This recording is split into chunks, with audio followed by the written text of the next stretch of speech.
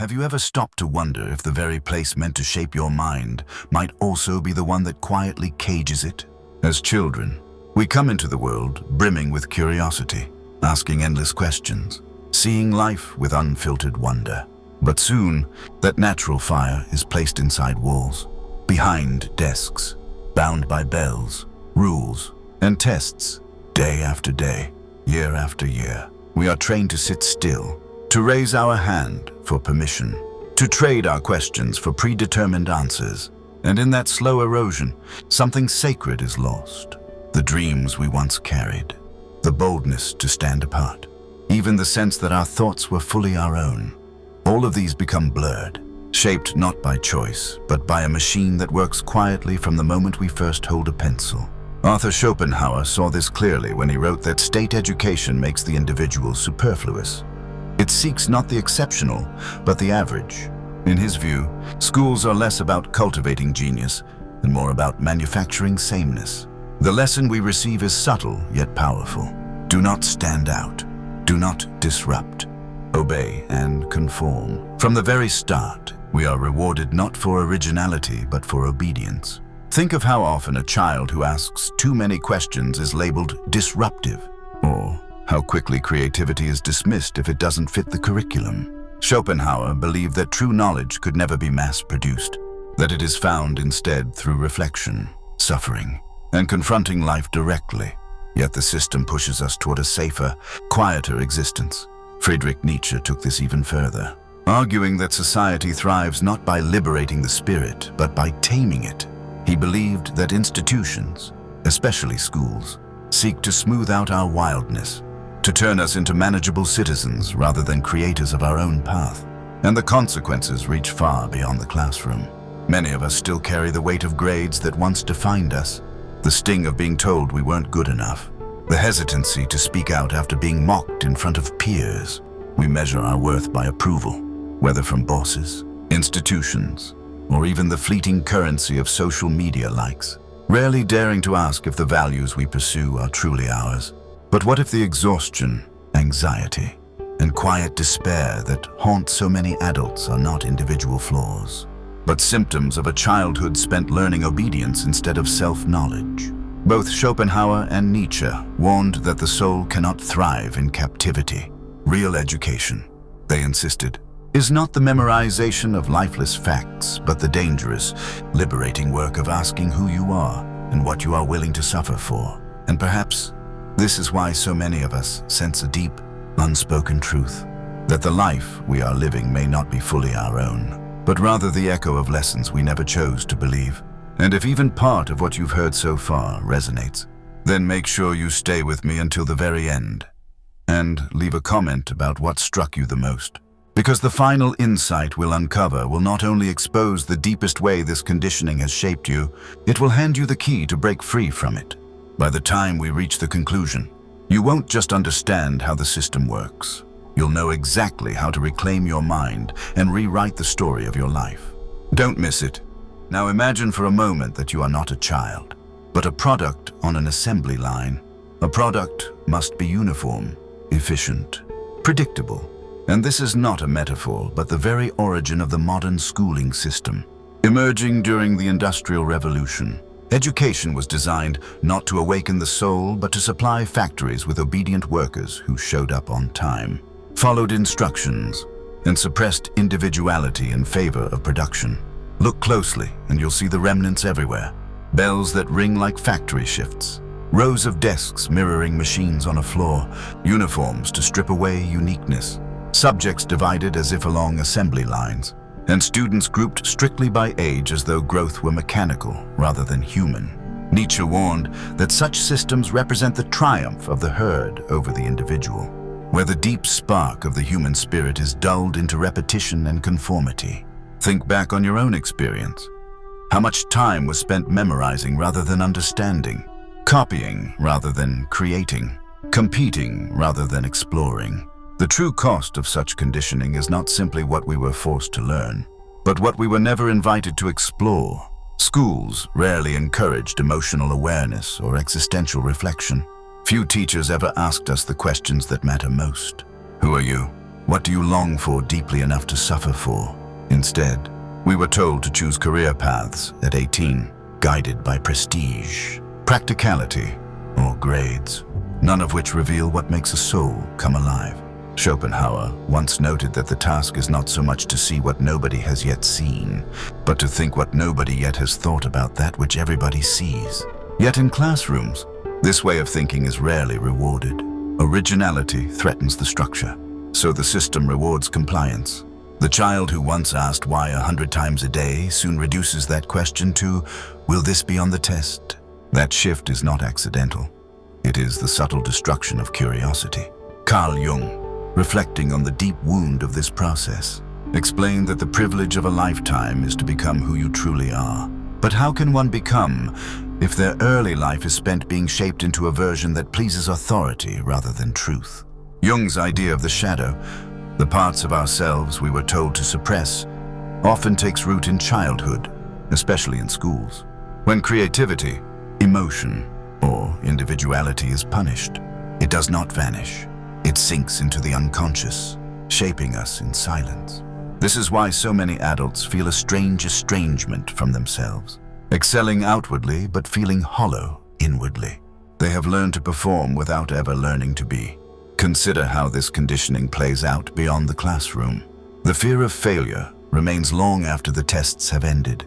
The hunger for approval carries into workplaces, relationships, and social interactions. Many pursue achievements relentlessly, only to discover that no level of success can fill the absence of authenticity. Nietzsche called this the death of authenticity, a life lived as an actor in someone else's script, playing roles that were never truly chosen.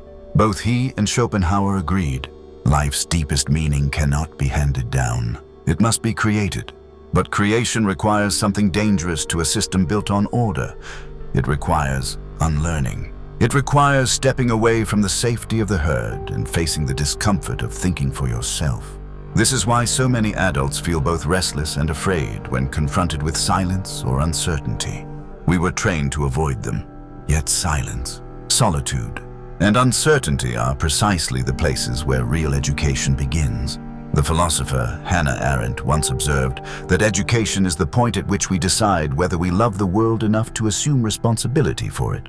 Yet the education we received taught us responsibility to systems, not to ourselves or to truth. So the question becomes, what would life look like if education were not about producing functionaries, but about forming souls? Ancient Greece called this paideia, a sacred practice that combined philosophy, poetry, music, ethics, and physical training, not to create workers, but to awaken human beings. Somewhere along the line, this vision was lost, replaced by a bureaucratic machine, and that loss is why so many today carry the quiet ache of not truly knowing themselves.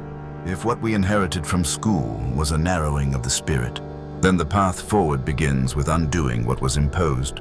The myth we absorbed as children is that discomfort is dangerous, that uncertainty is failure, that mistakes define our worth. Yet Nietzsche believed the opposite. He insisted that you must have chaos within you to give birth to a dancing star. The very confusion, anxiety, and conflict we were taught to suppress are in fact the raw materials of transformation. Real education is not neat or linear. It is messy, cyclical, often painful. The difference between conditioning and true learning lies in whether you are repeating what you're told or daring to discover what is real for yourself. Carl Jung uncovered how the parts of us forced underground in school, our playfulness, anger, passion, creativity, form what he called the shadow. This shadow waits in silence, often for decades, shaping our choices from the dark until we confront it. Healing begins when we acknowledge those hidden parts, when we admit that the suppressed child within us still longs to speak, to create, to live without fear of disapproval. To integrate the shadow is to reclaim the self that was buried beneath expectations. Viktor Frankl, reflecting on his survival through the worst of human conditions, concluded that those who have a why to live can bear almost any how. Our why is not found in textbooks or grade sheets, but in suffering itself, in what we are willing to endure for something meaningful. Unlearning requires solitude, Schopenhauer would walk for hours, withdrawing from the noise of society to let his thoughts settle. Nietzsche insisted that he who cannot obey himself will be commanded, reminding us that self-governance begins with hearing our own inner voice. Something drowned out by constant instruction, solitude, then, is not loneliness, but the quiet strength to face yourself without distraction. In an age of constant screens and perpetual noise, even 10 minutes of stillness can be revolutionary. Unlearning also requires restoring the broken bond between mind and body.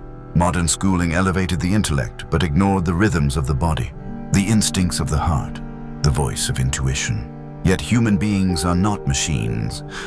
They are living, breathing, desiring creatures. Nietzsche's will to power was not simply about dominance, but about vitality, the raw energy of life seeking expression. To reclaim your mind, you must listen not only to thoughts, but to your energy. What excites you? What drains you? What did you once love before you were told it was impractical? To ignore these questions is to betray yourself. But perhaps the most radical act of unlearning is permission, the permission to fail, to change, to walk away, to start again. One of the deepest lies school teaches is that if you fall behind, it is too late, that mistakes mark you forever. But life is not a linear curriculum. It is an ongoing education with no final exam. And the only true failure is refusing to begin. Think of the countless creators, scientists, and thinkers who were dismissed in school only to later transform entire fields. Albert Einstein admitted, "It is a miracle that curiosity survives formal education." His miracle was not that he never failed, but that he refused to let the system define the boundaries of his mind. And so the process of unlearning is not simply intellectual, it is existential. It demands courage to face solitude, to confront the shadow, to endure discomfort, and to reclaim the authority we once gave away. It is the slow but liberating practice of becoming the student of life rather than the product of a system. And as you begin to taste this freedom, another question emerges, one that carries both risk and possibility. If you no longer lived as a product of the classroom, who might you finally become? You have followed the thread this far, through the wounds left by schooling, through the recognition of its industrial design, and through the difficult but necessary work of unlearning. Now comes the final revelation. You were never meant to fit neatly into the system. You were meant to transcend it. Schopenhauer and Nietzsche, though different in temperament, both saw that institutions cannot make a human being whole. Systems exist to regulate, to standardize, to tame. But the human spirit was not born to be standardized. It was born to awaken, to create, to live authentically. Nietzsche described this awakening as the birth of the Übermensch, not a superior being in the shallow sense, but a human who refuses to inherit values unquestioningly. This figure creates meaning where none is given, lives not by borrowed rules, but by self-chosen principles, and sees suffering not as punishment, but as the forge of growth. Schopenhauer, though more pessimistic, also insisted that freedom lies in deep introspection, in detaching from illusions and facing reality as it is. Together, they point to the same truth. Your liberation begins the moment you stop asking, "What did they train me to believe?" and start asking, "What is true for me?" To walk this path means embracing what school never taught, that life itself is the greatest teacher. Every silence, every failure, every doubt becomes part of your curriculum. Education is not something that ends with a diploma. It is the art of living with questions that have no final answer. When Nietzsche wrote, "Become who you are," he was not offering a cliché. He was pointing to the sacred work of becoming real, shedding the borrowed skis of approval, obedience, and fear. This shedding is painful, as all transformations are. You will lose old roles, perhaps old relationships. You may feel untethered, uncertain, exposed. But as Nietzsche warned, the snake which cannot cast its skin has to die. To cling to what is no longer alive within you is to forfeit your true becoming. Education in its highest form is not about grades or titles, but about the courage to live authentically. To author your own life is to recognize that meaning is not inherited. It is created. You may begin with small acts, reading what moves your soul rather than what trends, carving solitude into your day, daring to speak the truth you once silenced, or following a passion long dismissed as impractical. Each act is a declaration that your value is not measured by conformity, but by the depth of your becoming. Carl Jung reminded us that the most terrifying thing is to accept oneself completely. Terrifying, yes, but also liberating. Because once you accept yourself, no authority, no institution, no system can ever define you again. So now, the question turns to you. What belief from school do you still carry that no longer serves you? And what would it take to finally let it go? Perhaps you were told you were not creative, that failure meant you were finished, that silence was safer than truth. Those lessons were never yours. They were borrowed from a machine designed to keep you small, and they can be unlearned. You can begin again. You can rise not as the obedient student you were trained to be, but as the human you were always meant to become. If these words have stirred something within you, do not let it fade. Carry it forward. Share your truth in the comments, because somewhere someone else is waiting for the courage you are about to give them. And if you feel the value in this journey, subscribe and walk with us as we continue to uncover the hidden layers of psychology, philosophy, and the soul's awakening. The world does not need more conformity. It needs more aliveness. And perhaps that is the greatest lesson of all. To live deeply and freely until you become who you truly are.